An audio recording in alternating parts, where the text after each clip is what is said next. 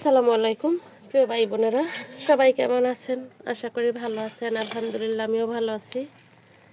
আমি কিন্তু ভাত বসাই দিলাম সকালবেলা। আমি আজকে একটু বেগুন ভর্তা বানাবো। ভাতের পানি নিচে চলে গেছে, আমি ভাতের মধ্যে বেগুন সিদ্ধ দিয়ে দিলাম। এদিকে মা কিন্তু উঠান বাড়ি সব ঝাড়ু দিয়ে পরিষ্কার করে ফেলতেছে। এখানে কলা পাতা ছাগলের জন্য ঝোলায় রাখছে, আর আমি এদিক দিয়ে রান্না বসাই দিলাম। ভাত প্রায় হওয়ার পথে আমি আর একটু মুরগি রান্না করব, তার জন্য মুরগি রেডি করে ফেলি। আমি ভাতের উপরে যে বেগুনটা সিদ্ধ দিয়েছিলাম সেটা একটু তেল দিয়ে ভেজে নিলাম। আর এখানে দেখুন, বাবা অনেক মুরগি নিয়ে আসছে। মুরগি কেটে ধুয়ে টুয়ে রেডি করে নিলাম, এখন ফ্রিজে রাখবো। আর রান্নার জন্য এখানে কেটে নিলাম আমি হলুদ, মরিচ, আদা, রসুন বাটা সব মশলা দিয়ে একদম রেডি করে ফেললাম। নতুন আলু দিয়ে এখন মাংসর সাথে সব মশলা মাখায়া তেলে ছেড়ে দিব। এদিকে আমি কড়াই বসাই দিলাম, পেঁয়াজটা হলেই আমি মাংস ছেড়ে দিব।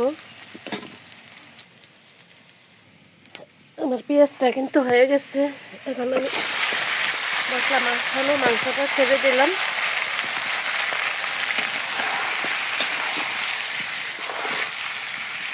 এদিকে মা দেখুন মুরগি সব রেডি করে ফ্রিজে রেখে দিতেছে।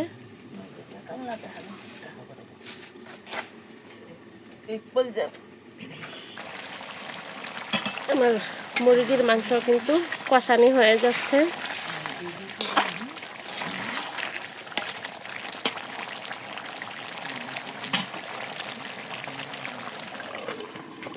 এই চুলাটাও কিন্তু খারাপ না, মার এই চুলাতে অনেক আগুন জ্বলে। আমি আসলে সবসময় এই চুলাতেই রান্না করি। তালহা, তোমার হাতে সবসময় কেন লাঠি থাকে? আমার মুরগি মাংসটা কিন্তু হয়ে গেছে, আমি এখন নামিয়ে ফেলবো। আমি এই কালি পাতিলটা নেব না, তাই আমি এটাতে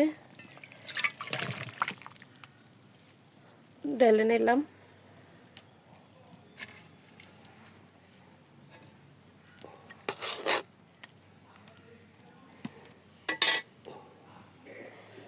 এবার আমি আমার বেগুন ভর্তাটা মাখায় ফেলি।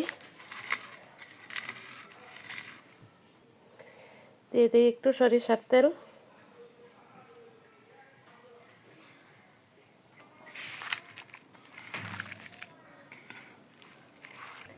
এই যে আমার বেগুন ভর্তা মাখা হয়ে গেছে। আর এখানে মুরগি তরকারি, আমি এখন তালহার ভাত দিয়ে দিই। এই যে চলে আসলাম তালহার ভাত নিয়ে একদম বিছানায়। এখন তালহারে খাওয়াই দিব। দেখুন তালহা কিন্তু অপেক্ষা করতেছে। এই যে এটা আমার শাশুড়ির রুম।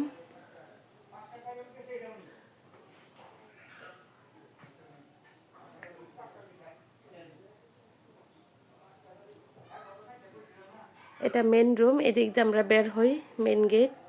এখানে আমার শাশুড়ি থাকে।